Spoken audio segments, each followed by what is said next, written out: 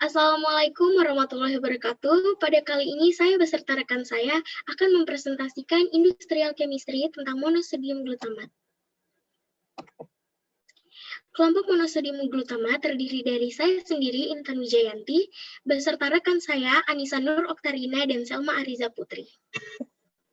Untuk mempersingkat waktu, saya akan melanjutkan presentasi pada kali ini. Apa sih yang dimaksud dengan MSG?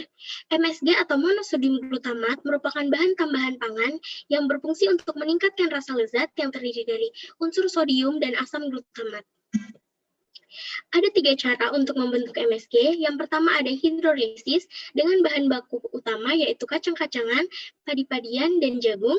Ada sintetis kimia senyawa akrilonitril dibantu dengan asam sianida dan fermentasi yang dibantu oleh molases. Bahan baku MSG, pada umumnya pembentukan MSG yang biasa dilakukan di Indonesia adalah fermentasi molases dengan bahan-bahan utamanya dan urea sebagai bahan pelarutnya dan NaOH sebagai bahan pendampingnya. Selanjutnya ada komposisi MSG. Yang pertama ada natrium 78% dan asam glutamat 12% dan sisanya adalah air.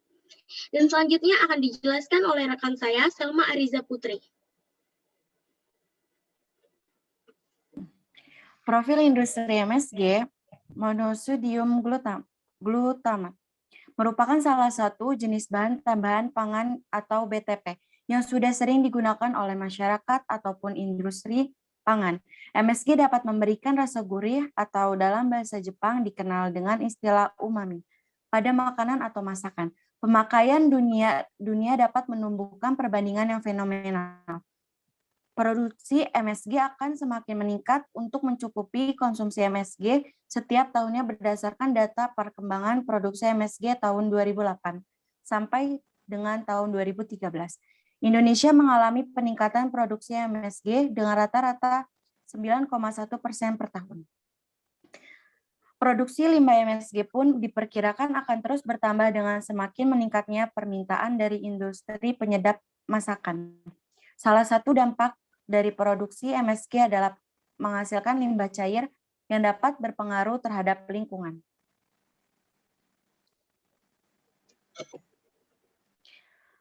Adapun karakteristik limbah MSG, yaitu ada 3. Yang pertama karakteristik fisik, yang kedua karakteristik kimiawi, dan yang terakhir karakteristik bakteriologi. Yang pertama karakteristik fisik, sebagian besar terdiri dari air dan bahan padat. Yang kedua, karakteristik kimiawi mengandung campuran zat-zat kimiawi anorganik dan bersifat cenderung asam apabila sudah membusuk. Dan yang terakhir, karakteristik bakteriologi, mengandung bakteri, patogen, serta organisme terdapat juga di air limbah tergantung sumbernya. Kemudian untuk uji karakteristik, limbah MSG menunjukkan parameter BOD, COD, TSS, dan memiliki nilai yang sangat tinggi dan pH asam.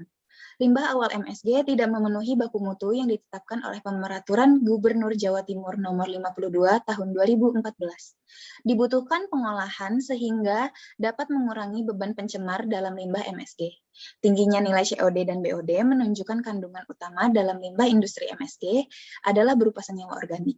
Berbagai senyawa organik dalam limbah industri dapat diubah menjadi senyawa yang mudah diuraikan dengan teknologi AOPS atau Advanced Oxidation Process. Next. Kemudian berikut merupakan baku mutu limbah cair berdasarkan lampiran keputusan Menteri Negara Lingkungan Hidup tentang baku mutu limbah cair bagi kegiatan industri nomor 10 pada tanggal 23 Oktober 1995 mengenai baku mutu limbah cair untuk industri monosodium glutamat atau MSG. Next. Berikut merupakan upaya limbah waste minimization and utilization. Yang pertama ada pemanfaatan limbah cair monosodium glutamat untuk tanaman pangan. MSG masih mengandung bahan organik dan beberapa unsur ikut yang dapat dimanfaatkan sebagai pupuk.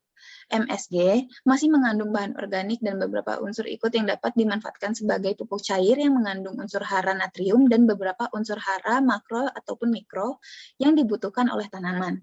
Kandungan unsur hara utama pupuk cair MSG adalah 2,5-4% natrium dan 31,15% bahan organik lainnya. Kemudian yang kedua ada proses peningkatan pengelolaan air limbah, di mana air limbah dari proses produksi masuk ke gathering tank dan equalization tank untuk diatur konsentrasi pH dan jumlah cairan lainnya. Selanjutnya, proses pretreatment dengan mendapatkan udara atau proses aerasi, yang kemudian masuk ke biological denitrification proses.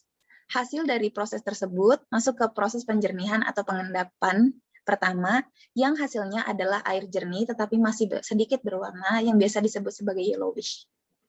Masuk ke proses penjernihan atau pengendapan kedua, sehingga air menjadi benar-benar jernih. Air jernih ini kemudian diproses lagi di kolam aerasi atau aeration pool, sebelum akhirnya dipompa ke titik pelepasan hasil air setelah semua proses selesai, langsung dialirkan ke sungai dengan parameter baku mutu yang telah ditetapkan oleh pemerintah pusat dan pemerintah daerah, serta Kemenlu. Oke, kemudian akan dilanjutkan oleh Intan, silahkan. Terima kasih untuk Ano. Berikut merupakan sumber referensi yang telah kami gunakan pada presentasi kali ini. Kurang dan lebihnya mohon dimaafkan. Wassalamualaikum warahmatullahi wabarakatuh.